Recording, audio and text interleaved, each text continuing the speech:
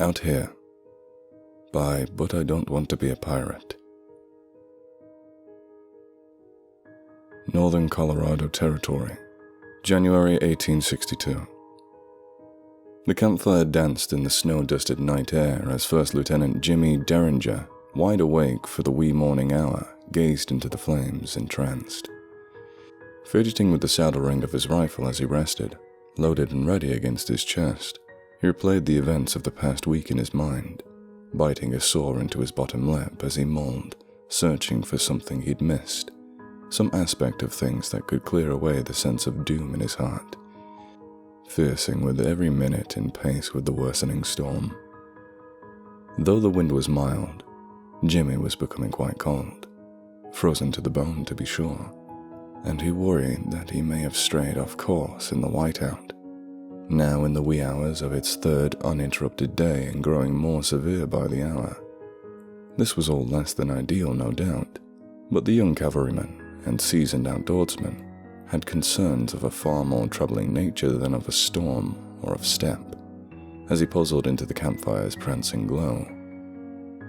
For Jimmy knew with a reluctant, stubborn certitude that perhaps only just off beyond the trees, something stalked him, something as ancient as the eons, and wicked.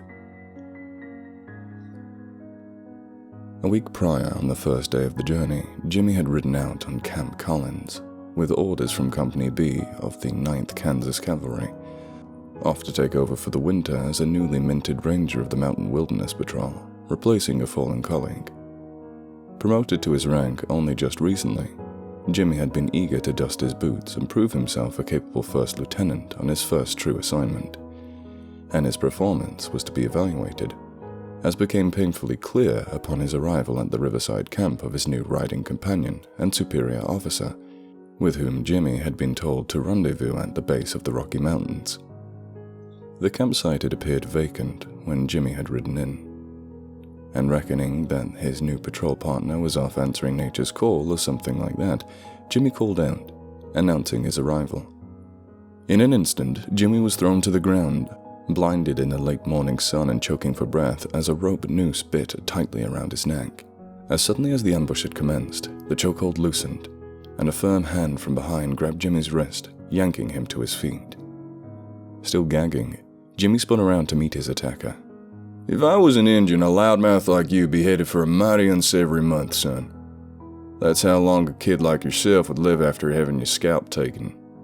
And kind as they are, they would make sure you see every minute of that month," scolded the tall, lanky old-timer, recoiling his lasso. "I'm Major Frank White, and you be riding west with me.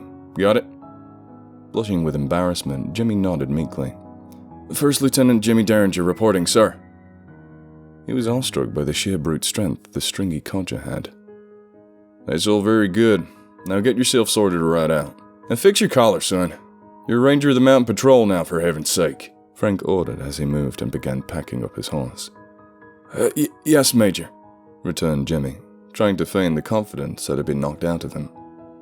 The Major glanced over his shoulder as he pulled his saddle knots tight. "No more of that yes, Major hog shit, son. You call me Frank from here out.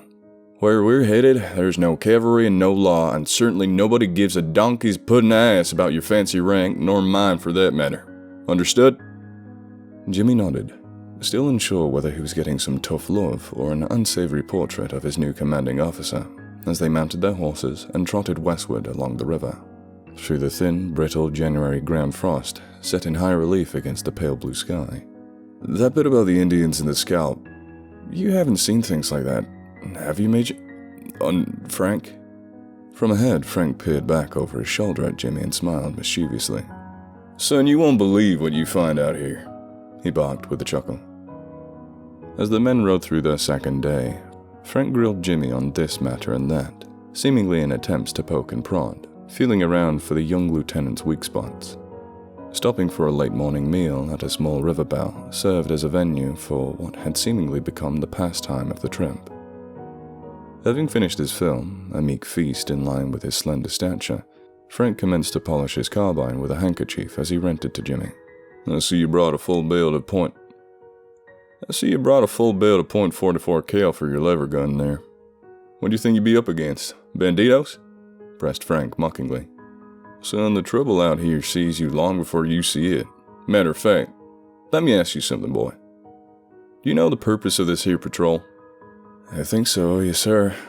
We ride to assist lost souls and folks in bad business out here, for prospectors and trappers and their kin.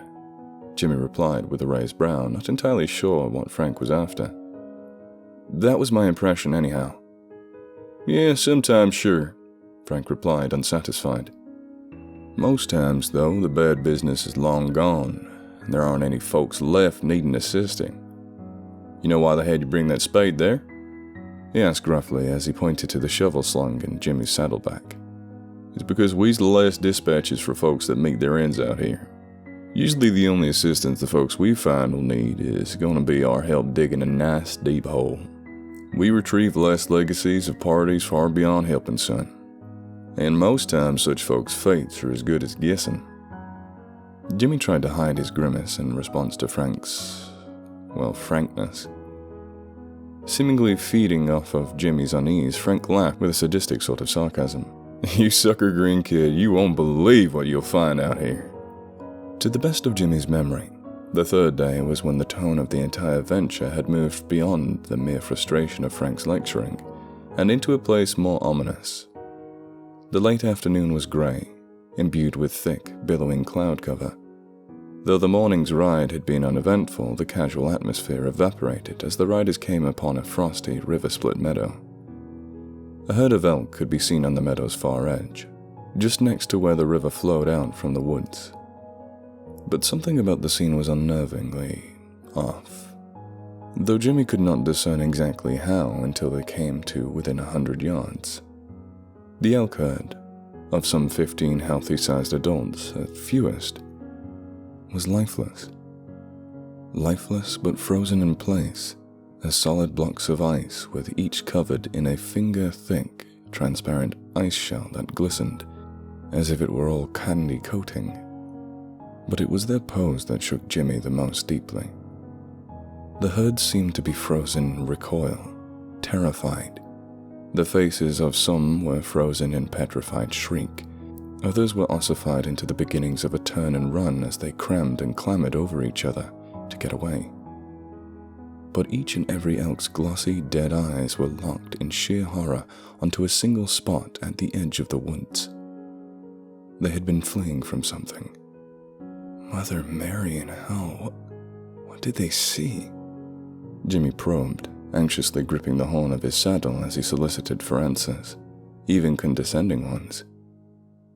What in the world came out of those woods? From his horseback, Frank grinned in especially unsettling ways as he raised his hands, gesticulating immense size. Jimmy, look around you. This place is older than memory. We're guests here. You best not forget this, son. We're here because it allows us.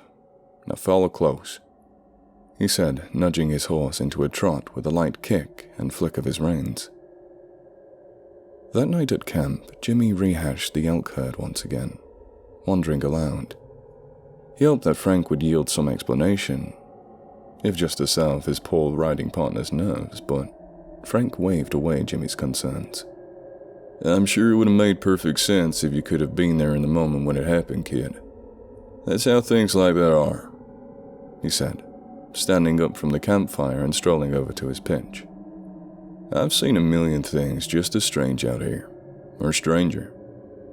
Like I keep telling you, son, you won't believe what you'll find out here. Sleep on it, he said, climbing inside his tent for the night. The dead border, the one that Jimmy had never heard of that's not on any maps. That was where Jimmy decided the events of their patrol had escalated from bizarre to downright macabre, midway through the fourth day. As the two riders approached it, despite the ever-grey skies, it had been impossible to miss. Though a low-set fog had reduced the visibility to quarter mile or less, a piercing line of contrast could be seen, cleanly cleaving the forest in two distinct zones ahead of them. On their side, dense green pines and lush spruce thickets had garnished the majority of their journey, and on the other side, straight ahead, the forest was sun-bleached white and dead. "What's this place up ahead?" asked Jimmy, willing to risk belittlement. "Never heard of anything that looks—" "Forest fire, long ago," interrupted Frank. "All that's left behind is bones." Jimmy had been unsettled by Frank since they'd first met days prior. The skinny old prick didn't leave a lot for warming up to, after all, and perhaps it was just the marble-white tree boneyard into which they rode, Jimmy remembered thinking. But the way Frank had said what he did shook Jimmy. All that was left were bones. The eerie scenery could not have done a better job of helping that creepy bastard in setting his spooky tone. As if on some sinister cue, just as the men crossed over the border into the dead forest, Frank began to digress. "The Crow people won't cross this river, nor will the Cheyenne. Nobody's old enough to remember exactly why, but the elders say these are wicked lands, that they're evil." Now, can you imagine such preposterousness? He asked rhetorically, smiling his impossibly wide, chilling, crook-toothed smile. Though Jimmy knew it to be ridiculous, he thought Frank's grin stretched wider, even than usual, as if reaching out to split his skull in half across the middle. That horrible winter-white smile, combined with Frank's thin, balding skull and sunken-in eyes atop his tall, lanky frame, he looked especially skeletal.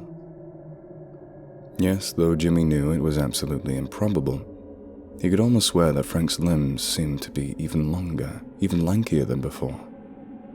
That Frank's fingers seemed to have extended, appearing more claw-like, his fingers becoming longer and more nimble. Back on the fourth day, as they crossed the dead border, Jimmy had tried to push it out of his mind, for he did not know then that it would be his last chance to turn back. On the morning of the fifth day, as he ate his biscuit and drank his coffee by the fire, Jimmy came to a horrible realization, made all the more troubling by the events of the previous 2 days, and further worsened by his growing distrust of his new partner. The game trail they had been following had ended, sometime the day prior. Jimmy didn't even notice, apparently, as he'd been lost in an awe-struck melancholy, brought about by their fire-bleached deadwood surroundings after crossing the border that day. More worrying was the rapidly deteriorating weather. Snow fell in thin, sharp flakes, and it looked as though the storm would only grow. Jimmy packed his horse silently alongside Frank, until his sense of urgency got the better of his wish to avoid scorn. "Frank, I don't reckon you'd see your way into going over this map with me," asked Jimmy nervously. "It's only that, well, we're off the game trail now, and I figured both should be familiar in case we have to split." Frank shook his head sternly, silencing Jimmy. "Map? Soon the only map out here is this one," he scoffed, pointing to his right temple. "And this little doohickey?" Frank produced a lump from his coat pocket and tossed it to Jimmy. It was a compass, of Spartan build, to put it mildly, with the north-south, east-west etched with some kind of sharp point into the exposed, shaky tin dial, along with the name Jacob on the backplate. "You can hold on to that if it'll keep your bonnet unbunched. Don't need it after all these years, anyhow. And you can spare me your judgments on the build quality. It was your predecessors." What happened to him, by the way, if you don't mind me asking, Frank?" croaked Jimmy, regretting it instantly. He hadn't truly wanted to know, he thought. Frank grinned his horrible grin. Yes, a wider grin now, more sinister, Jimmy was sure, and pointed his long, spindly finger directly up into the snowfall. "These storms, Jimmy, you'll get lost in them like that," he exclaimed, snapping his fingers. Jimmy swore he'd seen a new foreboding twinkle in Frank's eyes as he did so. "Speaking of, this storm will be an ugly one by the looks of it, so you'll stick with me like a fly on a shit wagon if you're smart. In line with that, let the compass serve as a warning to you more than a bearing, you hear? It's the last living piece anyone will see of old Jake, and 100 times more than you'll find of most fools. Met their ends out here. Now let's get riding, and follow me closely for Christ's sake," he said, mounting his horse. The men rode northward. Jimmy checked the compass from time to time, As the morning faded to afternoon, the snowfall having grown into a still, windless whiteout, just as the men prepared to stop for a midday meal, a dark silhouette appeared out of the snow ahead of them, beyond some trees. As they drew nearer, the shape of a tent and camp could be made out, inside of a tight clearing. On the far side of the shanty, 2 lean mountain ponies stood hitched to a tree, yanking nervously at their reins. "Should we post up out of sight for a bit and watch for activity?" asked Jimmy. "Could be danger, right?" "Won't be necessary, son. Use your eyes," replied Frank, gesturing towards the tent. "That thing's got 2 inches of snow on it, and it's only snowed 1 inch since morning. These folks are long gone. Have been since yesterday evening, at the very least." Frank smiled his bone-chilling white smile, now easily the widest part of his impossibly thin skull. Sure enough, as they crossed the camp's perimeter, it was clear that the ponies were near starving. They'd not been fed for days at best, having eaten themselves out of reachable grazing grass. Jimmy, ever the keen observer, started to add things up. Nobody would willingly leave these kinds of supplies out here, at least not if anything good happened to them, and especially not horses. He surveyed around his boots. No foot tracks, sans Frank's and his own.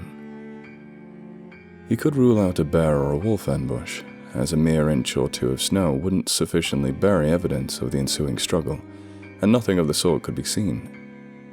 Besides, Jimmy had mused upon seeing ammunition cases inside the tent, much to his chagrin.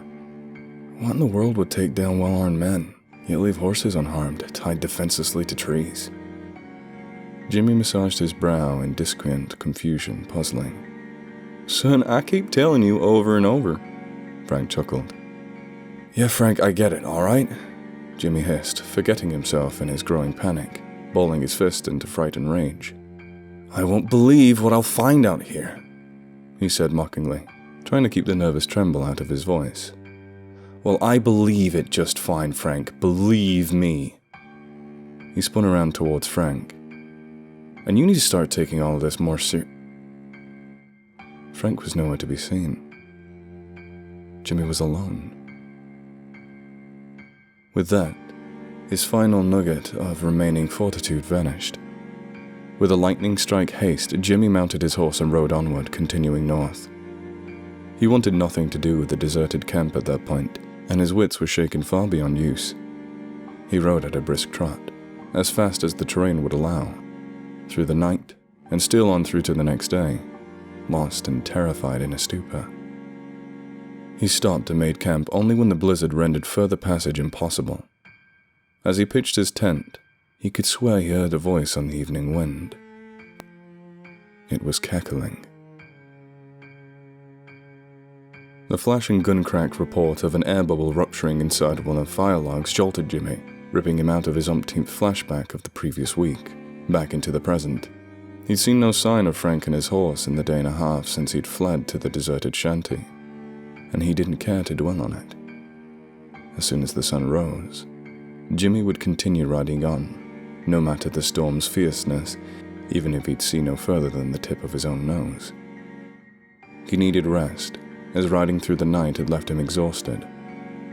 Satisfied that thinking would be easier once he was mobile again come daybreak, he entered his tent and climbed into his bedroll. A pallid, restless sleep found him, due only to his sheer enervation. The next morning, Jimmy awoke to the same blizzard-forced storm that had raged on for days. Slightly defeated at the sight, yet still motivated by fresh enough fear, he packed his camp with particular haste, before kneeling down by the now embers of his campfire, to scarf down a desperately needed bit of beef jerky ahead of his departure. Deciding to orientate himself preemptively, Jimmy reached into his pocket, feeling for the compass. As he did, a large shadow slowly emerged from the woods into the camp, obscured by the blizzard until it was within arm's reach of Jimmy, startling him for his life. Frank's horse, appearing as unperturbed as ever, complete with Frank's saddle rig mounted neatly. The now highly out-of-place animal rattled Jimmy. He wasn't glad to see it one bit. In fact, he hated it. It reminded him that Frank had... Well, he pulled out his compass. and he was greeted by a terror of a far greater nature. All it had taken to shatter Jimmy's entire universe of hope was the act of producing a compass. The NSEW on the dial had been replaced by LOST and now spun aimlessly. Jimmy slowly turned the compass over, exposing the backplate of his leaf-trembling hands. It read, Jimmy. Just then, from all directions at once, Jimmy heard the faintest of whispers calling out from the storm. Son, It taunted. you won't believe what you'll find out here. It was only then, in that instant, did Jimmy realize that it had been Jake who he'd been supposed to meet a week prior, and that whatever it was that he had come to know as Frank would see to it that they would soon meet after all. Jimmy knew this. He could hear it on the wind. It was here. Now. A branch cracked and broke directly behind him, but he didn't bother glancing back. He already knew what was there. As First Lieutenant Jimmy Derringer of the 9th Kansas Cavalry, Company B knelt down and closed his eyes, ready to surrender to the personified horror rising onto its haunches behind him, he had one final notion. The patrol's patrolled by something old. He blurted out with a gruesome tear-streaked chuckle, in the final moment just before something wicked and ancient as eons, and hungry, lunged down upon him, its agape jaws stretched into a wide, sinister smile.